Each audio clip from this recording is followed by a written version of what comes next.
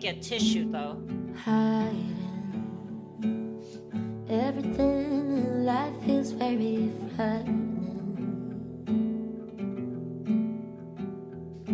And our life with so much that I longer don't know why even.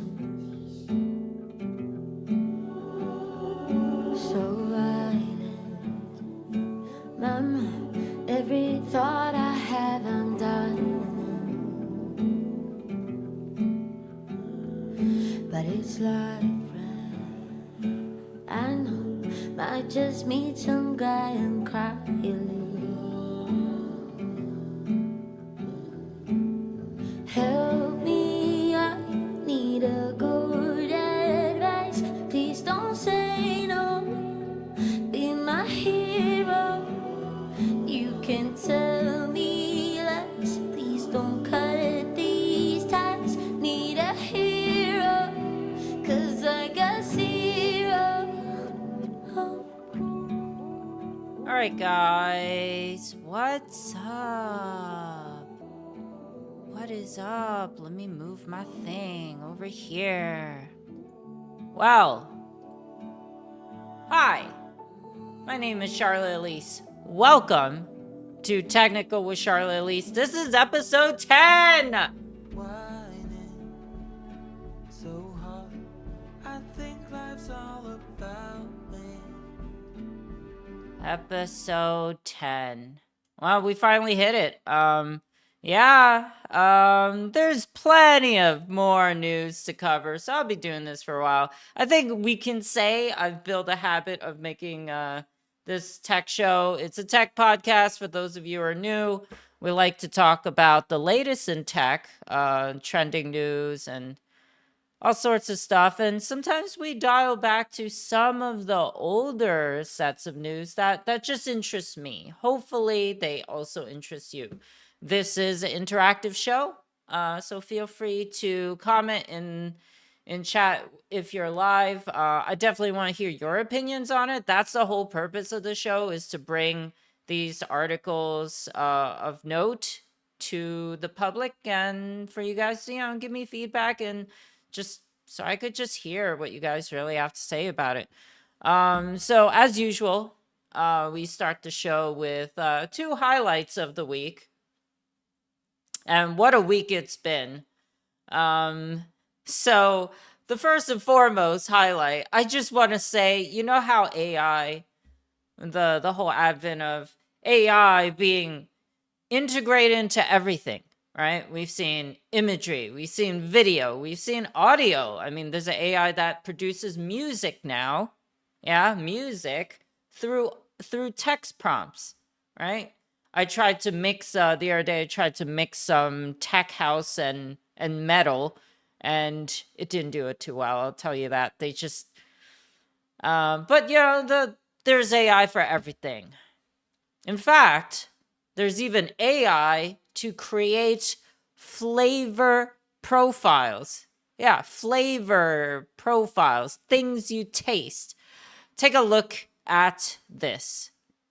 Coca-Cola has created a new flavor called Y3000 with an AI to assist in designing the beverage and all the flavor notes involved in the taste of this drink. Obviously, it's still Coke flavored, and it has that feel.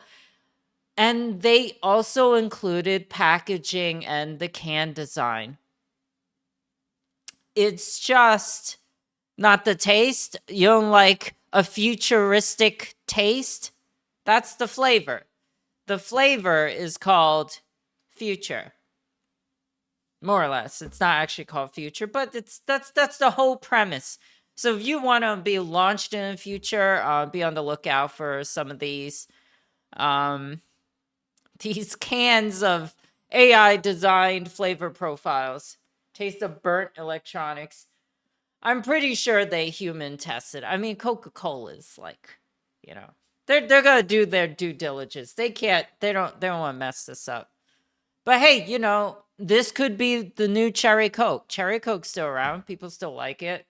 Apparently, I'm not as into it. They had vanilla Coke back in the day. My friend also liked that. I just like Coke. Coca-Cola. Other news, the Apple iPhone 15 has rolled out, and they start accepting pre-orders this past Friday. I don't know if you're in the market for a new phone or you just like to get new Apple products whenever they happen to drop. These phones, the biggest things you need to know, and we're only going to talk about a little bit about the tech. The new phones have USB-C, right? Thanks to the EU, we have forced Apple to use USB-C once again. They used to develop a similar plug, but now they're back, and USB-C is going to be great for everyone, except they bottleneck some of the generations of USB-C behind their models, the iPhone Pro Max, and all that, so be on the lookout for the correct USB functionality that you're looking for.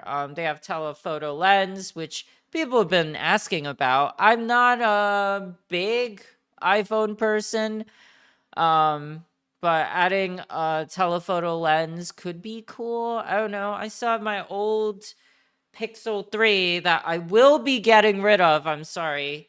You have served me for a long time, but I just need new tech at this point. It's like 5 years for this phone. They changed their mute button, so apparently the iPhones had a mute button. I've seen it before, but I don't use it. I thought US versions had the old Apple ports.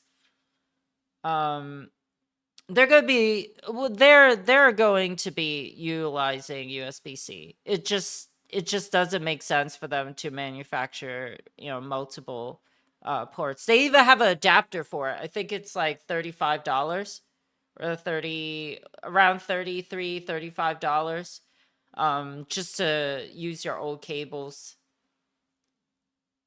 It has a titanium chassis, which is nice, versus stainless steel. It's lighter, more durable, so good on them for kind of upgrading things. It has a Gen 2 ultra wideband radio, which allows you to locate people who are nearby. So let's say you go to you meet in Central Park, and you're somewhere, it's just a lot of grassy fields and trees, and you're like, where are you? And then so you could bring up this feature that allows you that actually points you in the direction of the person you're meeting. So it's really good for disruptive areas like high traffic, if you're in a supermarket, or you're just on the crowded streets. It could help you find that person. So that's kind of a cool feature. Will they include chargers?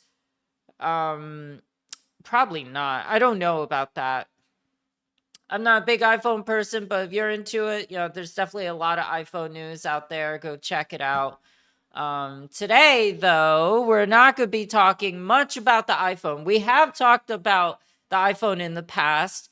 By the way, the right to repair has passed in California. So if you want to repair your phones, just move to California. Simple. That's it. Easy. One swift move. All right. As you can see, there's a little cutoff here. Anyways, yeah. So the 3 topics that we have today is Roblox is built on the backs of children, aka, can I say the C word, labor? Can I say C labor? I'm gonna call it C labor for the rest of it. I'm just afraid, people like to, I don't want the algorithm being like, hey, This person's promoting sea labor. I'm not big on Roblox, and I just kind of figured this out. I didn't know their business model, and a lot of adults don't. So that's why this is something that's important to share with people, because it's one of the biggest games in the world, and we don't even know that as adults.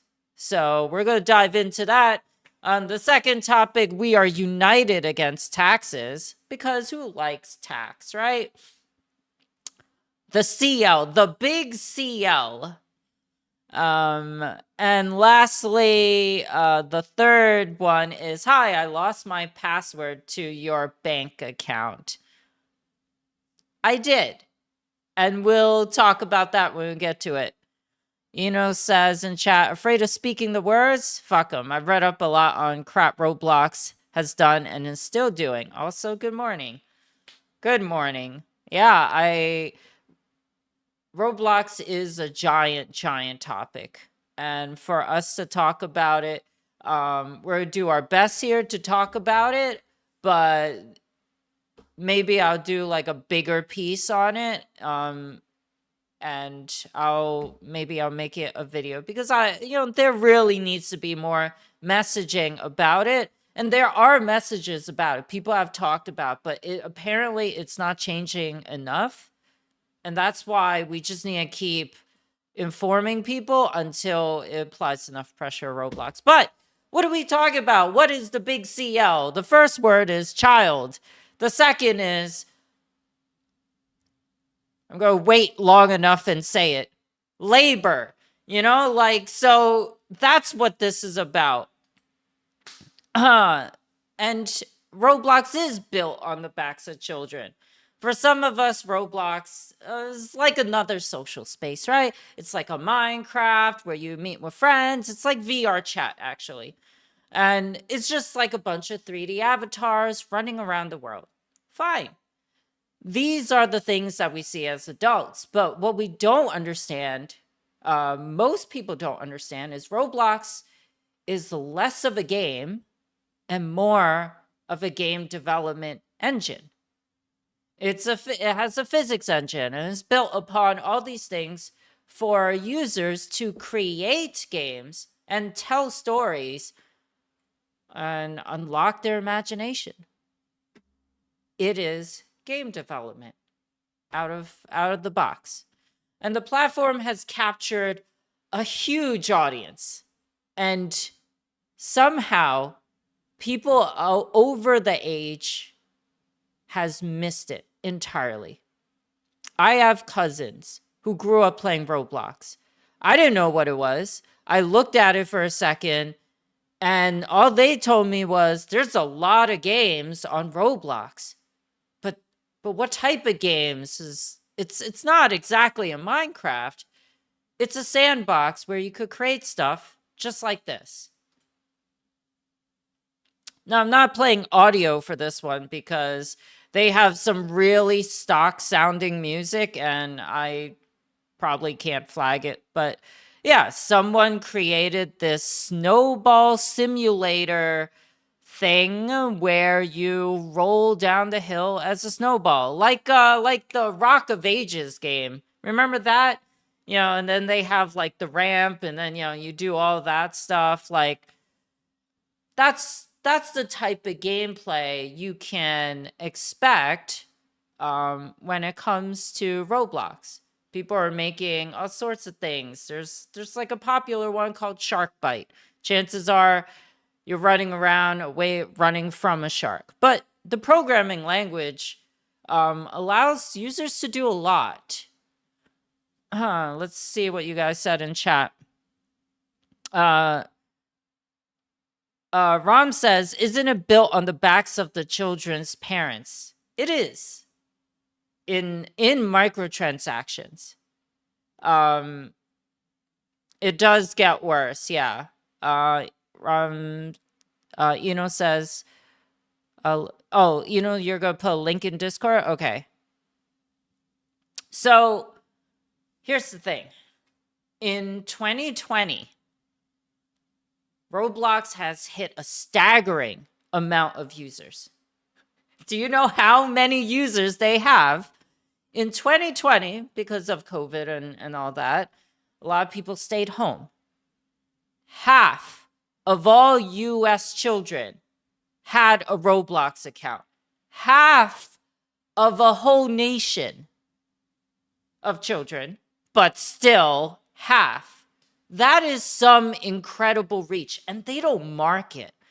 It's all word of mouth. Do you see Roblox posted around as much as Minecraft? No. I just don't understand how they got so much reach. And that's because the thing is, Roblox allows people to play for free, while other games you have to buy in. And since it's a free to play model and there's so many games, it becomes its own marketing tool by just sharing it with children. And in fact, in more recent numbers, we even see 65.5 million people are playing in June of 2023. 65.5 daily active users. That's insane. How have we not seen this? And there are people that are well aware. Like, there are parents that are very on top of their children's stuff. But I don't have kids and I don't play these type of games. So to hear that it has a install base this vast is insane. Rom says my nephew is one of the 65 million. Yeah. I mean, half of the children in 2020. Like, what does that look like now? We don't have metrics on that, but in Roblox, to explain, there is people create content, and that content can be sold to other users. So when Roblox makes money, they make money through virtual transactions. So by the end of 2022, 3.2 billion virtual transactions have transpired. Now, Roblox has been around for since like 2004 in the very earliest of days. But that's still a lot of transactions. 4.8 million unique creators earned Robux during 2023. And Robux is the in-game currency. So there are a lot of people making money. But if you look at the daily users, 6.65 million daily users. How about the people that don't log in? And only 4.8 million actually make money. Now, not all those users are developers. So we got to keep that in mind, but people are getting paid. And $1.1 billion was earned by creators, by 11,000 creators in a matter of 2 years. In 2 years, they paid out 1.1 billion. So that's obviously a lot of money, and these are incredibly high numbers. But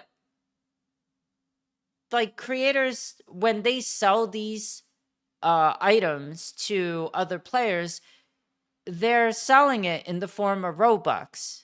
And Robux is a currency that has incredible economic potential, apparently, because so many people are putting money into Robux, and that it has its own economy on YouTube and amongst the children. There are so many creators constantly making videos to get clicks because everyone's after these Robux. At some point, this game has become a way of making money. Designing a car for your friends, you could sell it to them instead. Why share it with your friends when you could sell it to them? Maybe you give them a discount. I don't know how that works, but you could sell it to any user on the platform. And people have exploited others just to make that money, because at the end of the day, the Robux that you make can be cashed out. there is an out for it. And that motivates a lot of people to do less than ethical things. Take a look at this video. I went to YouTube and I searched how to make Robux. There are countless free Robux videos, quick Robux videos, how to make Robux from game visits. Making it just got 10 times easier. How to make it. So there are people, and I will bash these creators because people who make these videos are exploiting others for their own personal gain. I don't think that's right, but people are free to make whatever they want. And it works. People are clicking on these clickbait videos and they are getting and they are listening to whatever these people have to say. Ron says, my YouTube recommendations are trash now. Yeah, I'm going to go delete my watch history later so I don't start getting Robux stuff, but it's a lot. Yeah, right? I'm not going to get tech channels anymore. And the type of content these users are exposed to, the users themselves, how old are they? They're young. They're 10 years old, 10 to 13. That's the targeted demographic for Roblox. Sorry. After a while, you start talking about the currency more than the game. That's the demographic this game is after. Here's like a short success story that is on the Roblox channel on YouTube.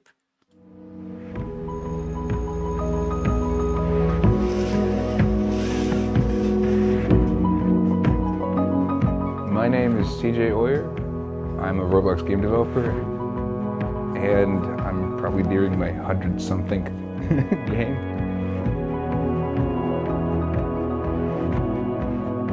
I was 10 years old when my dad first introduced me to Roblox, and it has since gone on to change my life. I made something that I was proud of. There was a tree growing out of a house. It was a fairly cerebral piece. Afterwards, it was just Roblox, Roblox, Roblox every day for the past 12 years. Because it wasn't just a hobby, it was like, it was what I woke up for. We'd be in church and I'd look over and on the church bulletin, like Chris is sketching a design for Roblox. Yeah. We're at a family event, he's got a notebook and he's sketching.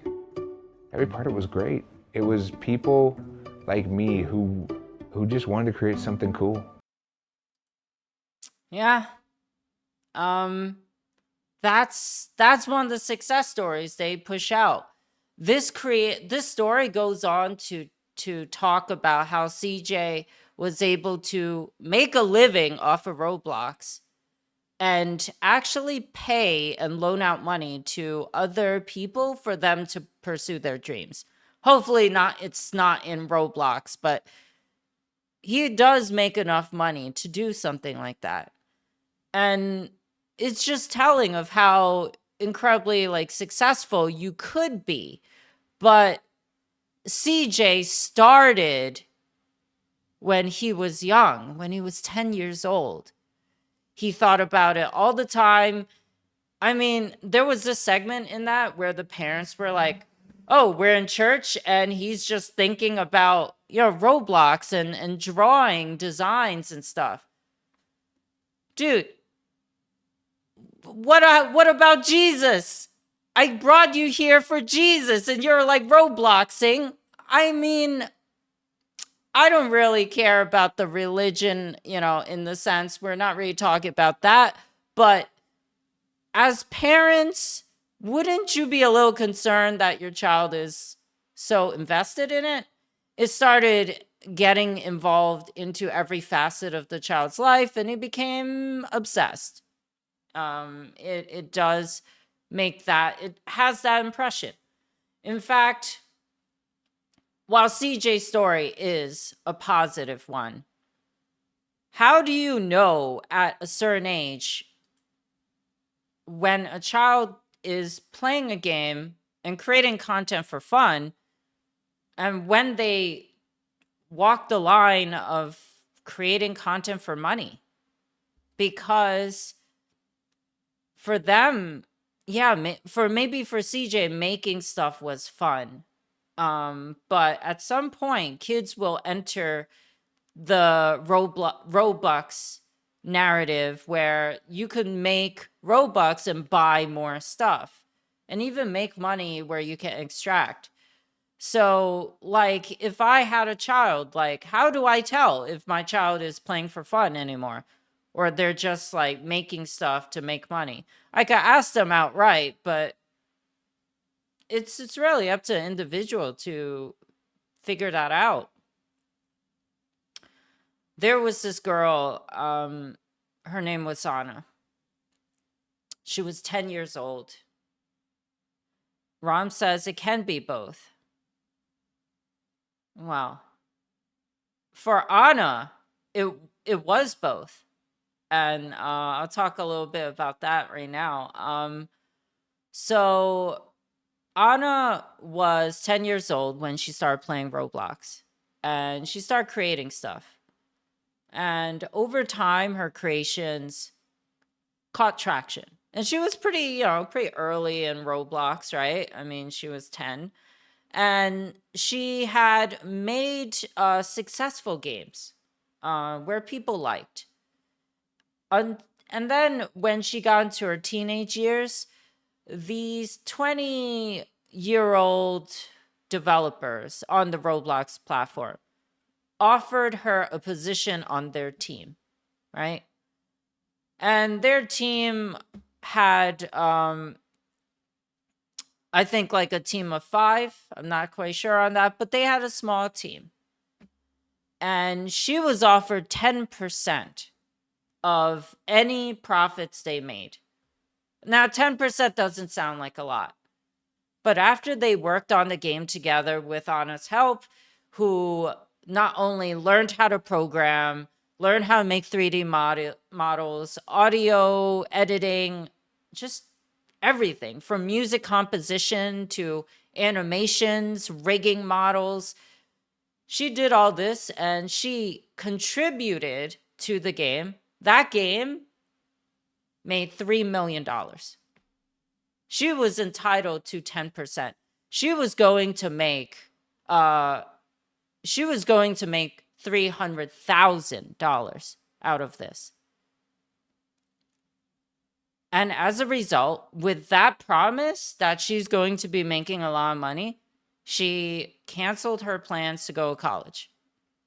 And of course, this is like a number of years, right? Kids who start development thinking they're going to make a quick buck it's not going to happen. You need to also enjoy. And she did, but to turn into a career is difficult.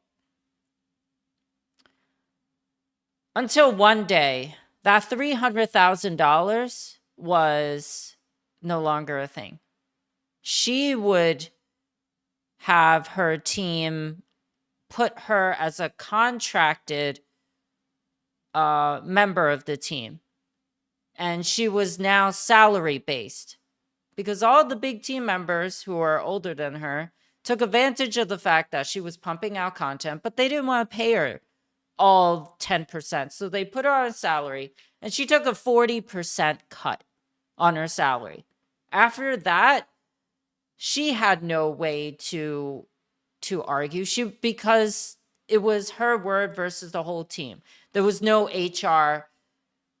And the Roblox Corporation didn't get involved. They have no infrastructure to support young users and young creators. So because of that, she left the team. And she still wanted to make games, but it was never the same. She had filed complaints, which went unheard. She had posted in the forums, which was flagged as harassment.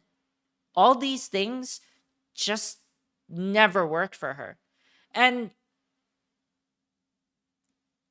Says in chat, the infrastructure is there to exploit and not support. Yeah, it's not supportive of the people who work in those in development. But people have argued that Roblox is a great platform for first-time creators and to get a sense of the game industry, game development industry. Yeah, sure. But it doesn't teach you how to manage a creative team. It doesn't teach you the leaderships or the collaboration that you need to have a successful team. It doesn't teach you project management. And while project management is something you'll learn along the way, but doesn't actively go out of its way to give you the tools to create a successful project. And that's usually up to you. So there are so many pitfalls to working in a Roblox team environment, because it is the Wild West. Just like Rom says, it is the Wild West and Roblox doesn't care, and they don't have to. They provide the tools and they're just hands off at that point. So here's the thing. Roblox has now decided to shift gears. Now, their target demographic was the 13-year-olds and under, right?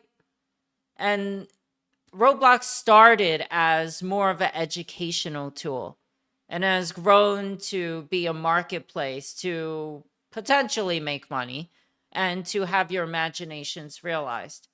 So kids grew up playing Roblox. And this is what David Bazuki has to say. I hope I got his name right. Our Roblox community continues to evolve as the platform expands, and our users grow up alongside us. More than 55% of our users are now over 13 years old, and our fastest growing demographic segment is 17 to 24 years old. Why does he say this? Because the users that built your platform stayed with your platform. So of course you're going to change your demographic. You're still exploiting basically the same amount of users. And it is exploiting because they have not provided adequate safety measures to inform the people who have developed games and to protect them. And of course, if it wasn't clear, Roblox makes a cut off of everything. So Roblox is getting new tools. And that is something to be excited about if you're a developer. And even if you're into AI, because Roblox is getting the Roblox Assistant, which is a conversational AI, and you can generate images and models just like DALL-E and the other image creators, but they have also added the functionality to program within the game via prompts. So you can say, make the car float when you press the space bar. And the game will program that into whatever creation you're making. So there is like great technological advancement. And they're also incorporating additional content to target more mature audiences. Now, making money off of children is not great, to say in the nicest way possible. But by expanding the demographic to older audiences, they're planning on getting more market share when it comes to the PC gaming environment or the mobile gaming environment, because Roblox is also on tablets and such. They're adding like a new graphics engine. They're adding proximity-based voice chat, which most of these technologies have existed in other games. but they're adding realistic blood. So all these like tiny things will allow creators to target like older audiences as well.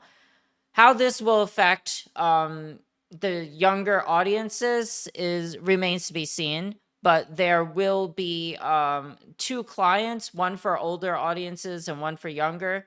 So I mean, if you want to check out Roblox, I'm sure you could find it. But once you get in the ecosystem, there are a lot of boundaries on how you can make money if that's your goal. Did you know in order to make money off of Roblox, or in order to get the money off of Roblox, you have to go through the Roblox Partner Exchange Program. And in order to be applicable for that, you have to have a certain sum of money in your account. Last I checked, you need to have $300 in your account to extract the money. That's after the conversion rate to Robux. So not only do you have to make money, make things to make money, but you have to put in money first. So I don't know. Without the support of the parent company, young developers on a platform will continue to be exploited with new tools or not. Ron says, primarily to be part of this program, you have to be an adult. That's the thing. Like, I don't think Roblox cares. Yeah, they need to answer for this. But until then, we just can only get more traction on this news. As I said before, I do want to do like a larger piece on this and detail more stories at a later time. But that's all the time we have for Roblox today. Does it say that in the TOS though? I have not checked the TOS.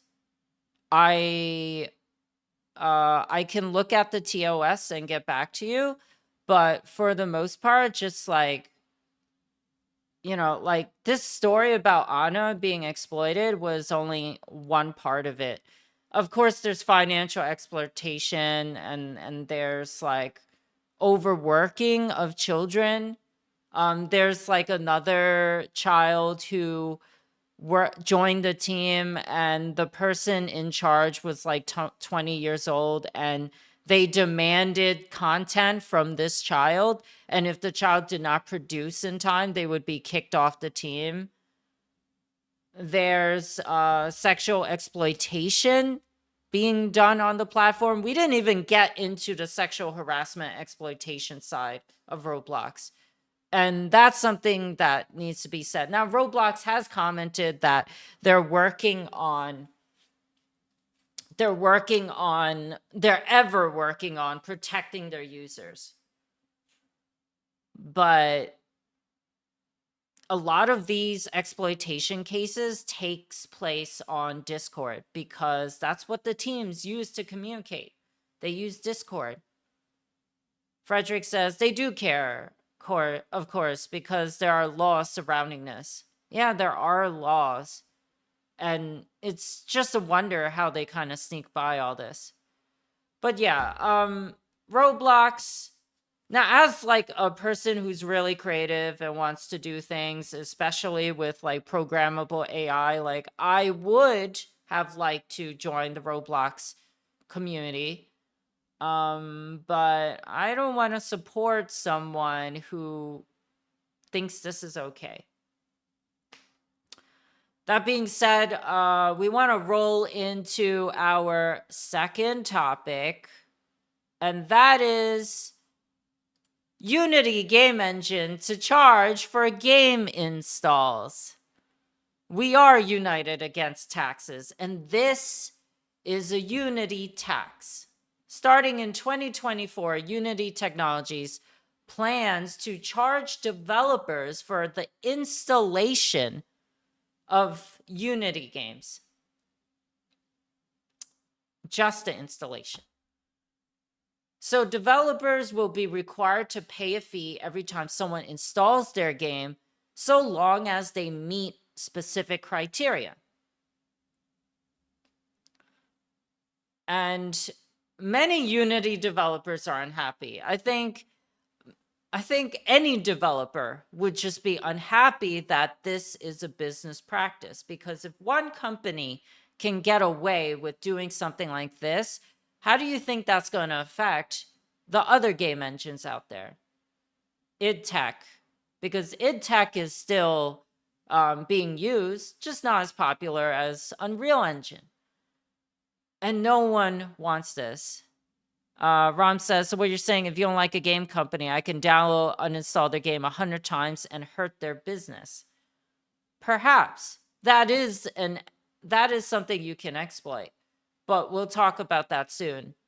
So before we jump into it, for those who are not familiar, Unity is a game engine. And the game engine serves as a platform for people to create things on. Very much like the Roblox engine, Unity, there's actually a lot of uniformity in our topics today, but Unity is a cross-platform game engine. It supports like PC, it supports console games, it supports mobile games, and it's just really popular because, like Roblox, it is great for new game developers and developers who are making indie games. Most of the time, you're going to find a lot of those smaller games to use Unity on Steam. Moriarty Mozart in chat says, you can install virtual machines to install many instances. You can. So that's Unity. It's a tool set to allow devs to create games, so long as they sign a contract with Unity, because these tools are not free, right? Unlike Roblox, where the tools are free, Unity is not free. And Unity has several contracts, 4 in fact. And they do have a free contract, but with extreme limitations. I'm sorry, let me address that. Before I said Unity was free, they do have one. Before I said it was not free, but they do have a free version. And if you do not meet those needs, you'll be forced to change your contract and change your plan. Is Genshin Impact made in Unity? I don't know. Eno says, I just realized Valheim is made in Unity.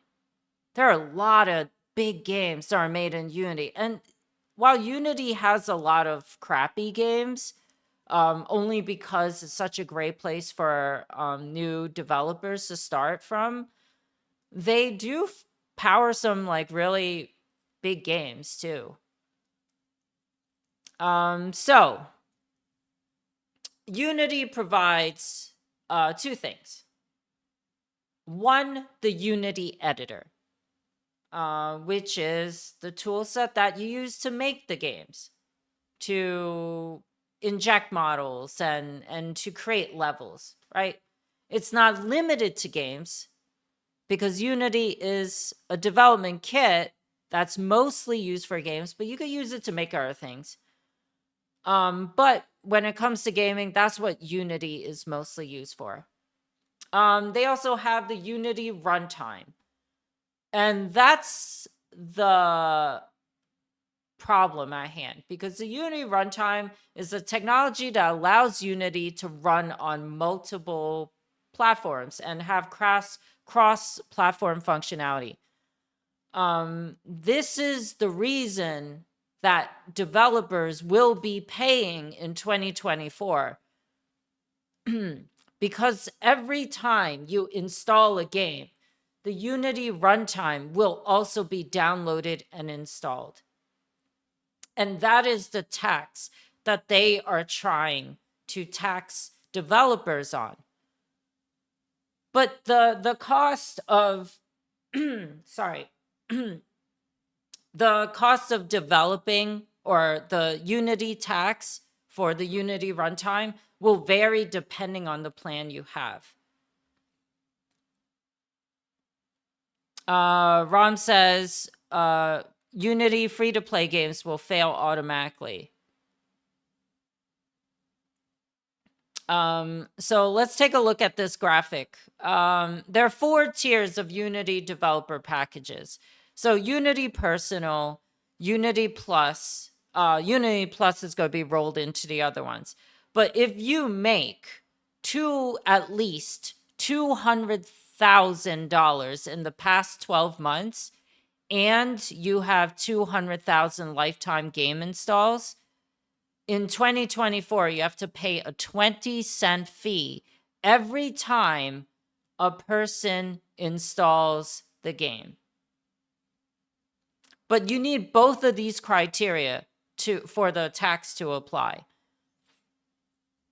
For the Unity Pro and Unity Enterprise packages, which comes with a bigger range of revenue income, up to 1 million in the last 12 months and 1 million lifetime game installs.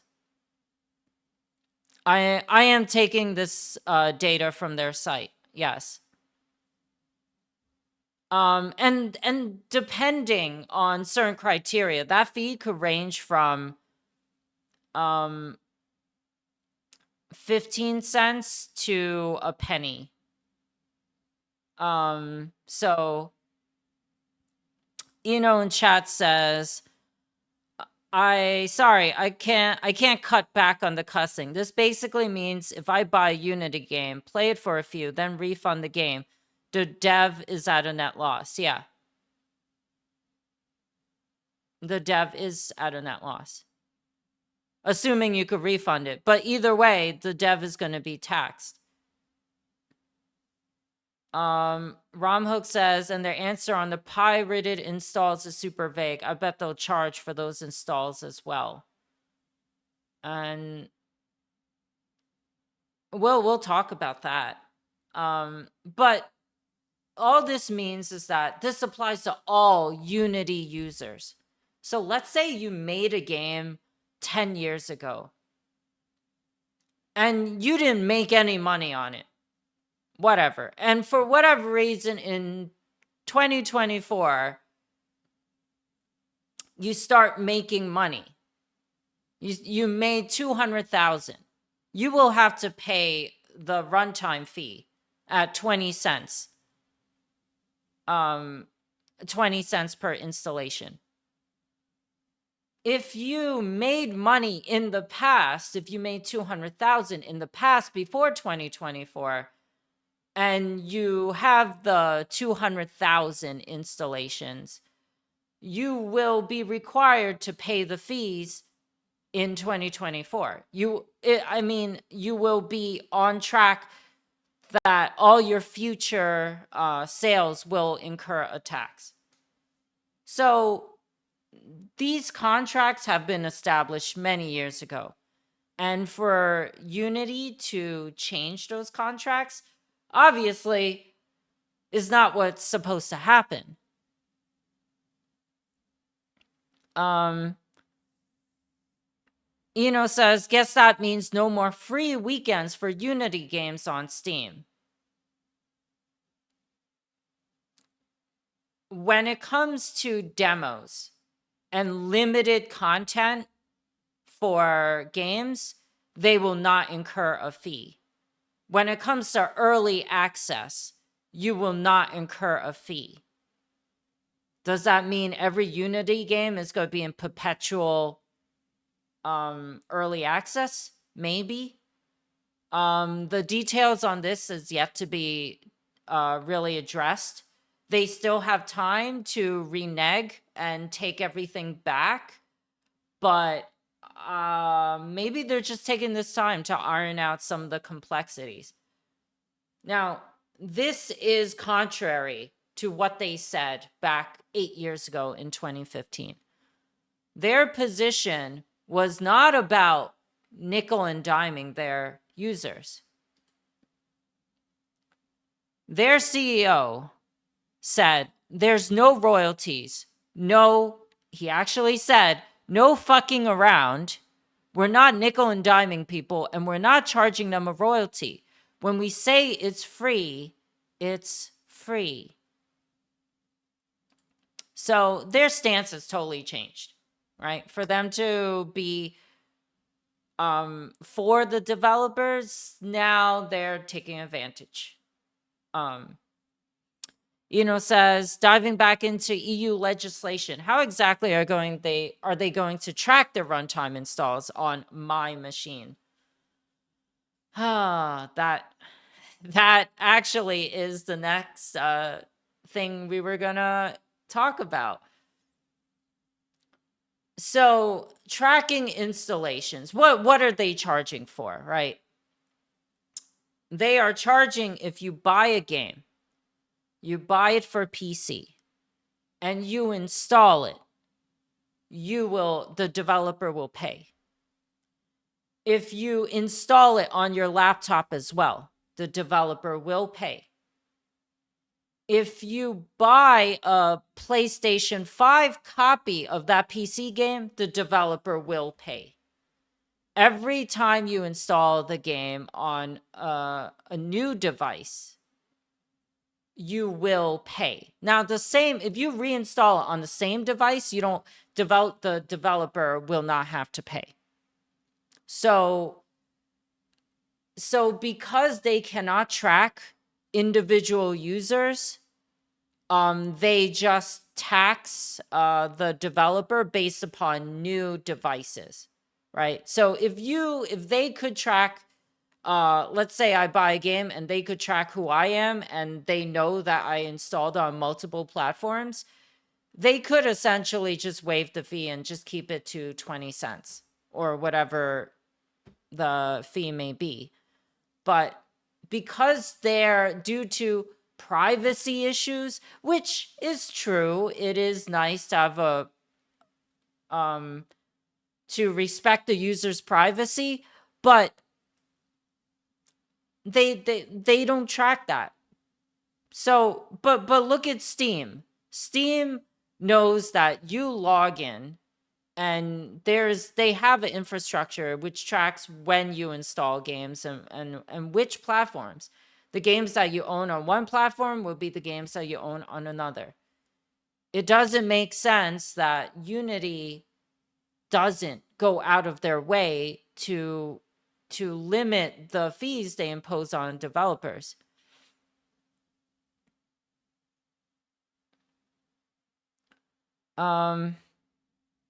Exactly. Ram says, I bet Steam knows this info and they'll be legally obligated to share with Unity. Depending on the platform, also you have GOG. That means GOG would have to figure out how to track developers. So if you were to do this, how do you think they plan? If you were Unity, how do you think they plan to track runtime installations? Are they going to rely on developer reporting? Right? So if the developer keeps track of how users install their games, are they going to have to report to Unity and be like, hey, 5,000 people install games for this month. I need to pay you this much money?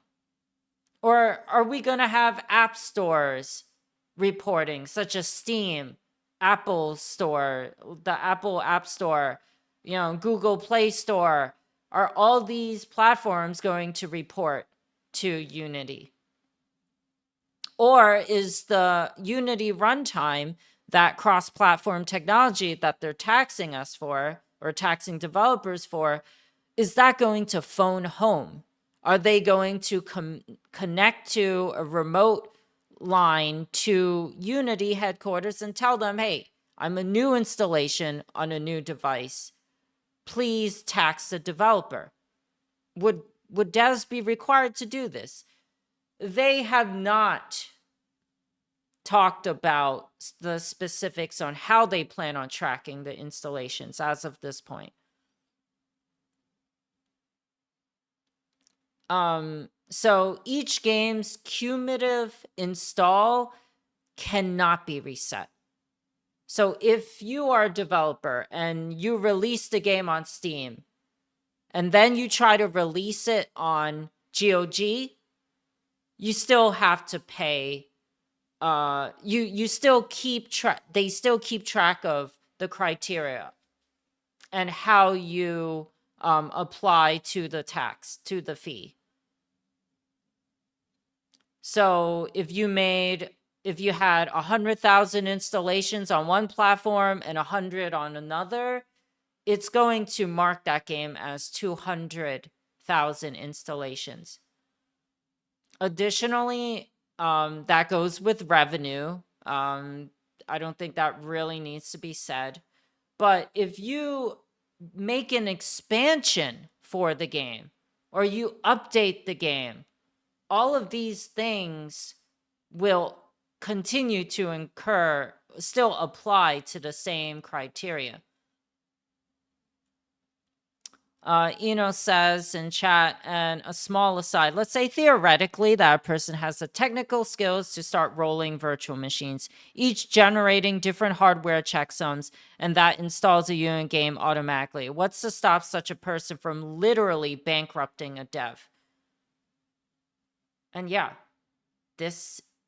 there is lots of potential to be abused. Now, games that are 100,000 games that are 120 gigabytes may take a little longer to install, unless you connect it to a server and then it's like it'll be faster. Well, actually, no, that wouldn't.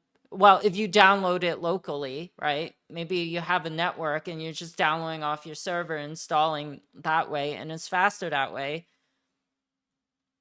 Something like this can really abuse games that are like 50 megs.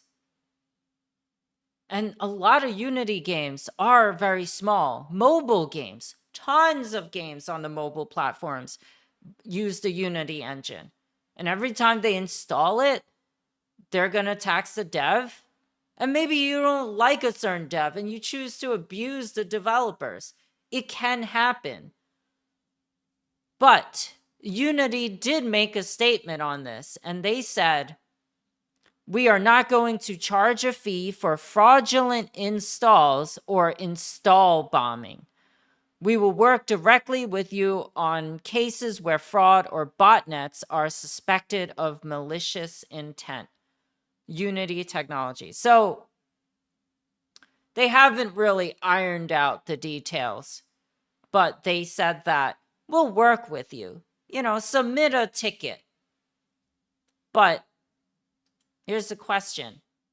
Do developers want to spend time to bring up these issues to Unity, to dispute these fraudulent installs? And what if the developer is lying? What if the dev wants to lie? This is human hours used to combat fraudulent installations. This is hours that most developers should not be spending time addressing. They already have to worry about piracy. Adding another way of fraud into their game development time is at the very least annoying, if not expensive. Because even if you're not paying for these fraudulent installations, you're wasting your time. And also, Unity needs to have an infrastructure. And I'm sure they have like a troubleshooting, like customer service ticketing system for it. But imagine how many developers who may call in or may not call in, may like contact them to address like potential fraudulent installs. But what about pirated games? Now, developers already may not make a lot of money on their games. and games get pirated all the time. So what if a pirated game is installed? This is what Unity Corporation had to say. We are happy to work with any developer who has been the victim of piracy so that they are not unfairly hurt by unwanted installs. Again, they don't have an answer. We're just going to work with them. So what are game developers saying about this? Like, no one is happy. No one signed up for an additional fee. And yet they are paying an additional fee. Rom says that is a non-answer. Let's see. Eno says, as dumb as this is, it's not worse than the Roblox thing. Yeah. Roblox things are, they hurt children. This hurts developers, which, you know, they're humans too, but I don't think it's gonna fly because developers are upset. 19 studios are fighting back by cutting off the ad and monetization revenue they would have sent to Unity Technologies. In fact, Gloomwood, the Gloomwood dev, is saying this is going to be his last Unity game. Gloomwood would definitely be my last Unity game, likely even if they roll back changes. I said this in a stream. Oh, hi. Why am I here? Goodbye. I said in an earlier stream, even if Unity rolls this back, the damage is done. People will be talking about Unity and how they fell into greed way later. They are marked for life when it comes to this. Other games that utilize the Unity engine. Among Us, the Mogus developer, Inner Sloth, Slay the Spire. The developer is Megacrit. They announced they will switch to other game engines. Slay the Spire is incredibly popular. And so is Among Us. It's still one of the more watched games on Twitch. They're not going to be using Unity. They're going to be using Unreal. They're going to be using, well, probably not idTech. They might even use Game Maker. Hi, plastic bag. They might be using RPG Maker to make their games. There are RPG Maker games out there, but they're so distinctly the same. The engine is so rigid that you can tell when a game is made by RPG Maker. Frederick in chat says, oh, hi, Rango. Hi again. Frederick in chat says, the problem is the culture of retroactively applying changes to a contract. That is what devs are upset about. It practically means they can change the contract to say, we own your life now. There's got to be some legal loophole they think they can get away with. Otherwise, they know they're in the wrong. I don't know how this is going to change development. If people, at the end of the day, people will still develop for Unity, right? They may just incur the taxes if this goes through. And they'll just pay the extra funds. Because if you spent a lot of your development career building for Unity, it's going to be a time sink to switch to another platform, right? So maybe some devs might think, oh, you know what? Yeah, it's not right, but am I going to learn a new engine? Maybe I'll just make a new game and just until I learn a new engine. I will not be booping my nose during this show, but thank you for the nose boop. So Unity. This is like a comment directly at Unity. What are you doing? Do you know that Pokemon Go uses your game engine? Do you know what Nintendo's lawyers will do to you? They're going to take you to court. And they're going to take all your money because Nintendo's lawyers are some of the most insanely powerful lawyers on the in-game development. I don't understand who you think you're crossing, right? Yeah, maybe you crap out on some small devs, but you're hitting Pokemon Go and Nintendo. That's going to war. So, in a way, it's good Nintendo has such strong lawyers.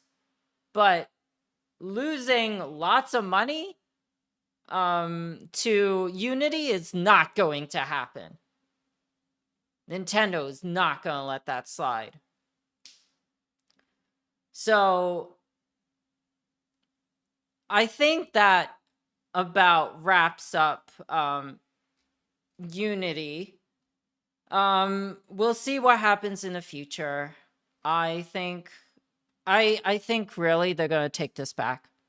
I feel it's so unplanned. They don't have a lot of time to implement it. It's only a few months. We're already towards the end of the year. And they need to build the infrastructure to do this. They need to track installations. They need to answer to Nintendo's lawyers. Like, you don't mess with Nintendo money. Ram says, even if there's a time sake, if devs want to switch, they will switch. I think some devs will not switch. Ram Hook says, Cult of Lamb devs made a statement about switching to a different engine. Frederick says, for example, if you look at Epic's contract, it explicitly says that the end user has to agree to any changes before said changes apply. In other words, Epic made sure they themselves can't change a contract you signed. It's how it's used to work in most of B2Bs, business to businesses. I think the problem with Unity is they don't see it as a business to business industry. I don't know. Developers get screwed whether you're 13 years old or you're an adult working on Unity. You get screwed out of your money just like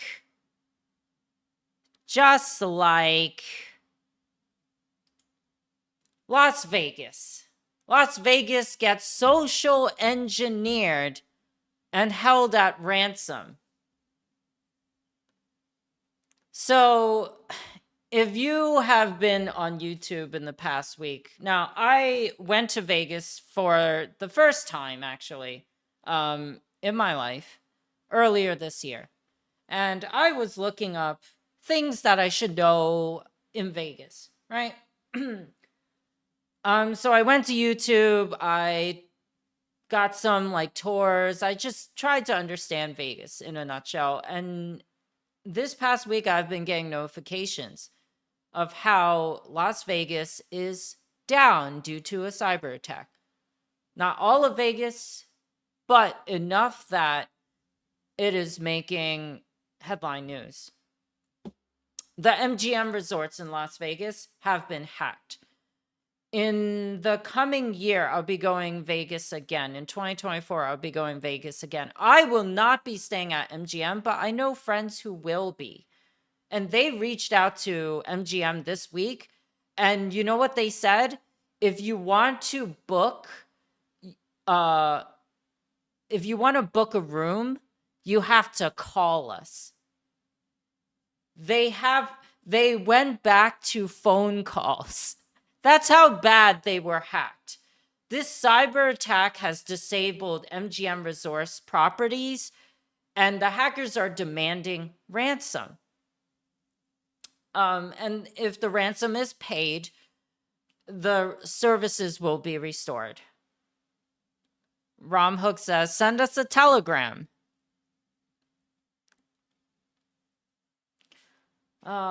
So the reports about hacking started at the beginning of the week on Monday. Users could not access ATMs. The slot machines went down. The electronic payment systems, you couldn't order food from your room without calling in. Even the hotel room key cards, and this is the big one, the hotel room key cards could not be used, which is most hotels have switched to a key card system. I mean, I don't know any hotel using, or well, a motel using physical keys, but they've switched to a key card system. Everything from the ATMs to the hotel rooms to the elevators. They can use, well, actually the ATMs, I'm not sure. I don't think they use the key cards, but elevator access does use key cards. Take a look at this.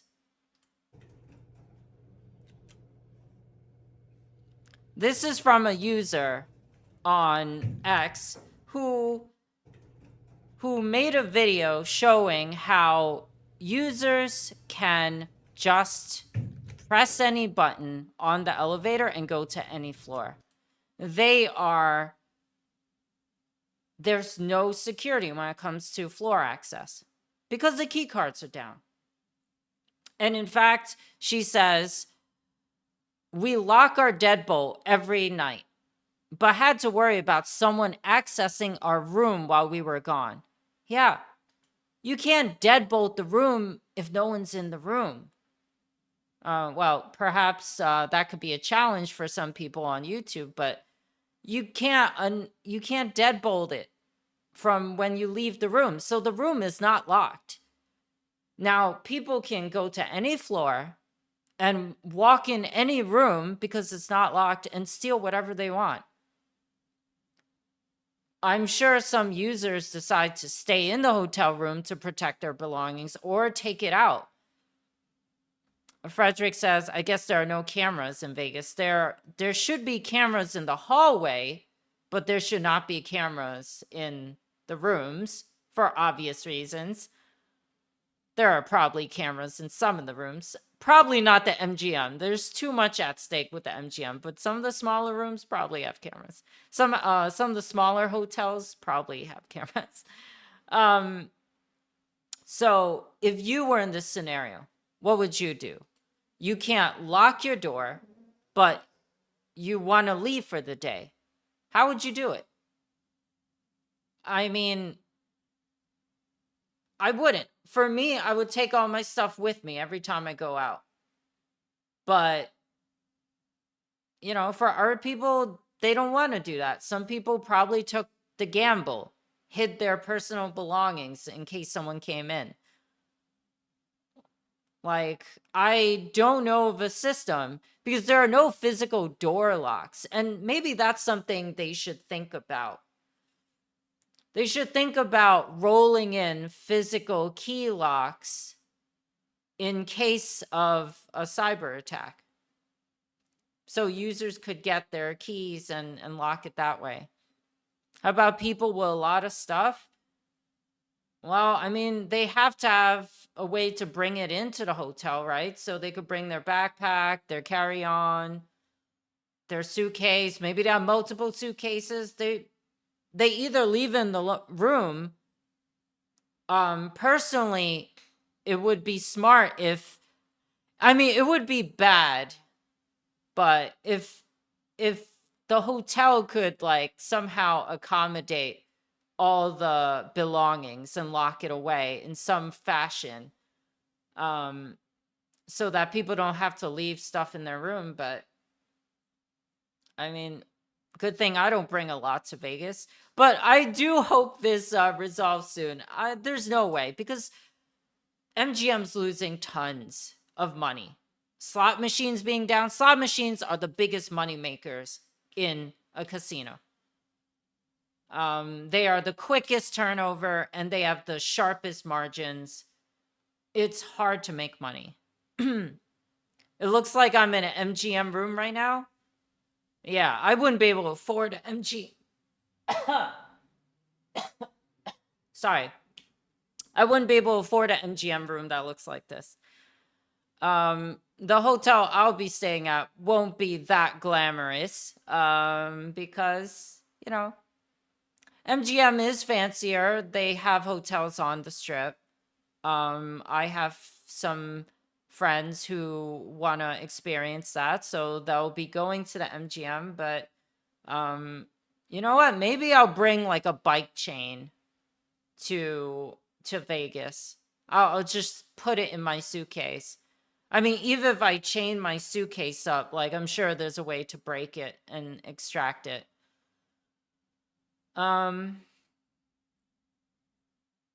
Voodoo Child 420 says, experience the strip and your room being a public exhibit. Perhaps. Now, that does not mean you're guaranteed to have someone break into the hotel room, but anyone who lives in the Vegas area could probably know about this whole cyber hack and go into any of the hotels and pretend like they live there. They're staying there and just go into any of the rooms. It's as simple as knocking on the door and saying, oh, you know, you dress up in a suit, right? Or like you dress like you work there, and then, you know, you social engineer your way in. You knock on the door, be like, hey, room service, or, oh, the front desk said something about your toilet. You know, you go in as a plumber. If no one answers, you just walk in. So in utter chaos, MGM is still not paying the ransom fee. There's no news on the status of the hack. I believe the outage is still going on, and even on their fourth day, MGM refused to pay the ransom. So things are still down. The team behind this hack, though, is said to be the Alpha Black Cat ransomware group. And they have an affiliate called Scattered Spider. This is all like, it sounds like a sci-fi movie. I've never heard of them. But yeah. But do you know how they got in? They got in through calling help desk. Now, they use social engineering for that. And if you're not familiar with social engineering, that is being social engineering involves involves discovering information and impersonating a person to gain more information until you compromise the target. So an example would be, oh, I'm Charlotte. I'm calling from like floor 4. I heard there was like an outage on the computer systems. Can you give me like access to the server room on this floor? And then like they buzz you in or something or whatever, you know, like people are a vulnerability.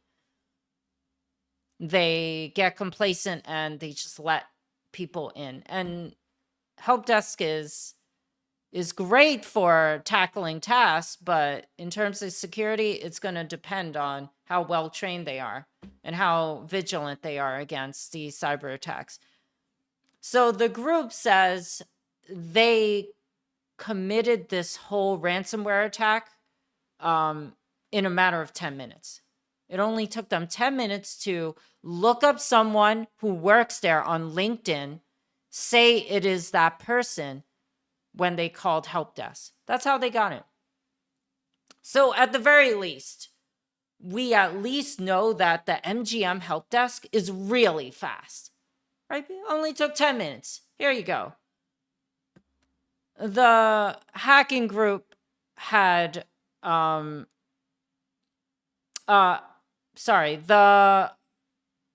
VX Underground on Twitter, who collects news of these hackings, have said this.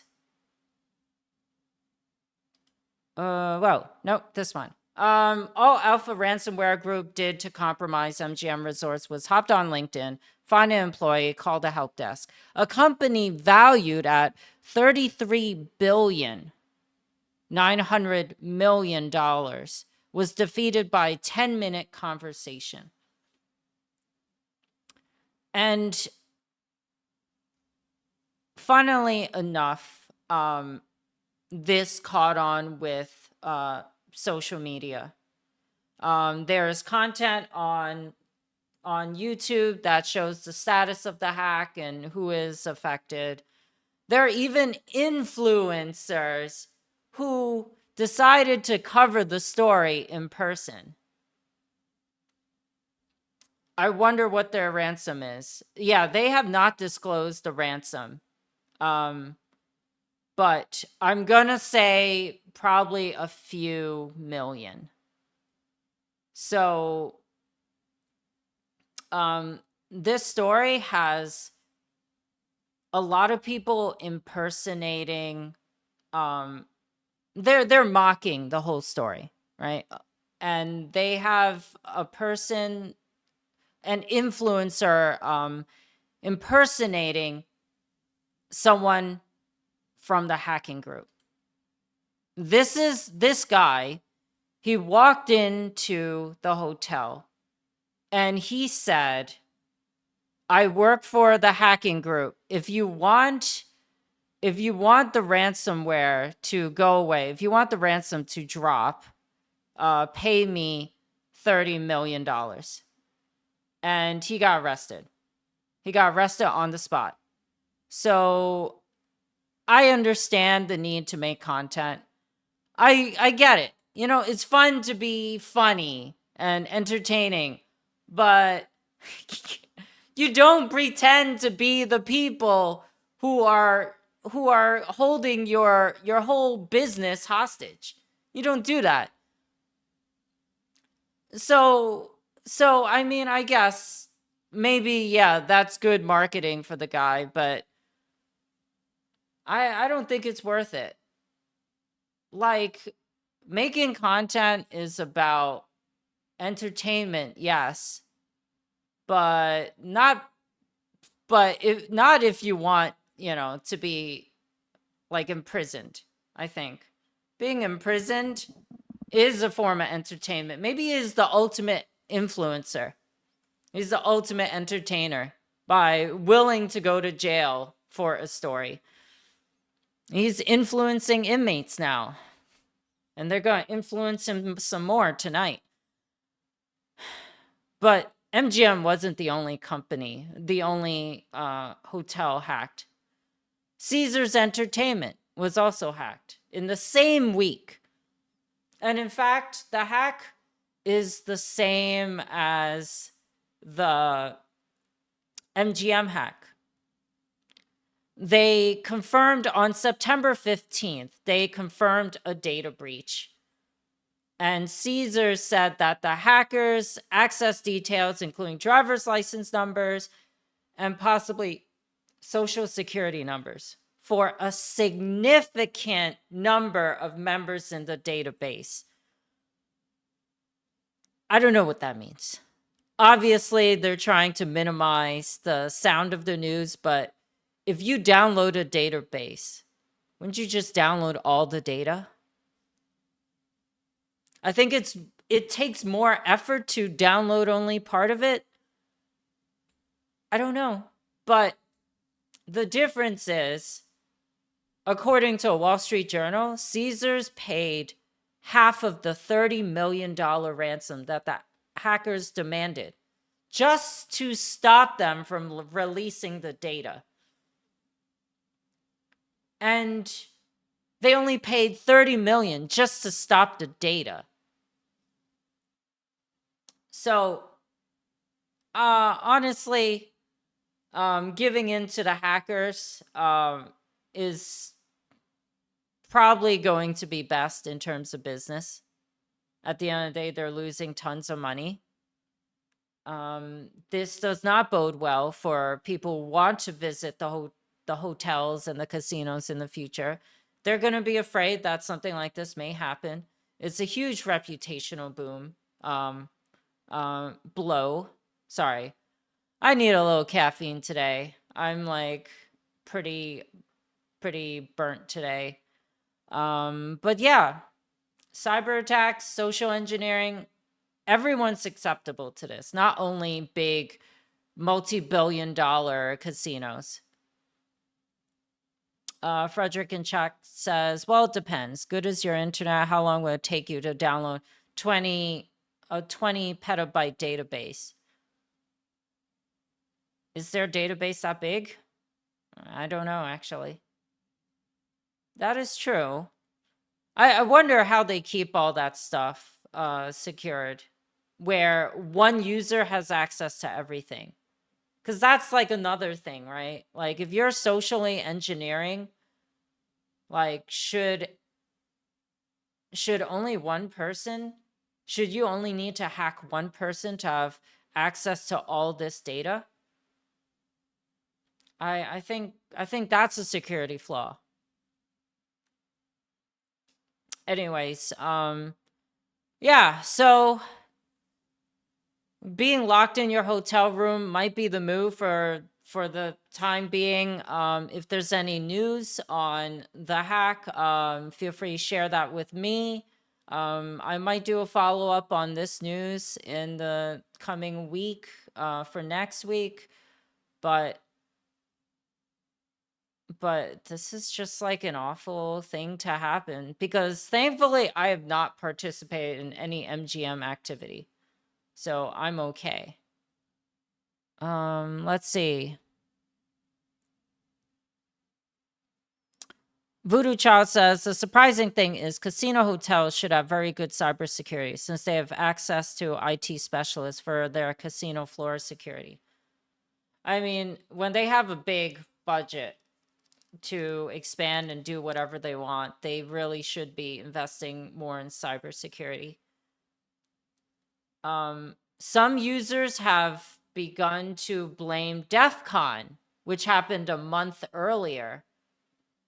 And they said the people at DEF CON hacked them, and which could be a possibility, but it also sounds a lot like nonsense.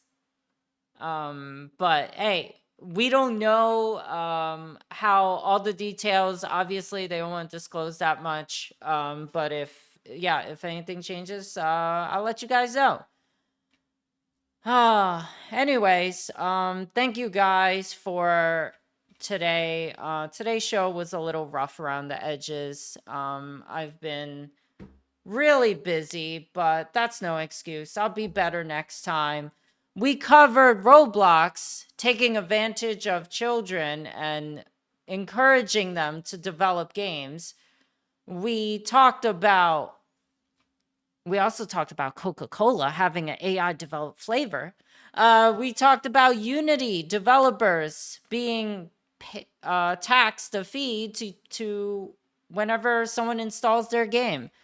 And finally, we talked about MGM resorts being hacked and people having their rooms invaded and all the paranoia surrounding that. Ron says, someone at the casino may have been using an XP work machine because it's more familiar. Maybe. We don't know, but I want to thank you guys for being here today. Yeah, definitely a little rough, but hey, we hit our 10th episode. There's going to be more tech news every Sunday, 1 p.m. on Twitch. And you can check out the other episodes on Spotify, YouTube, Google Podcasts, and Apple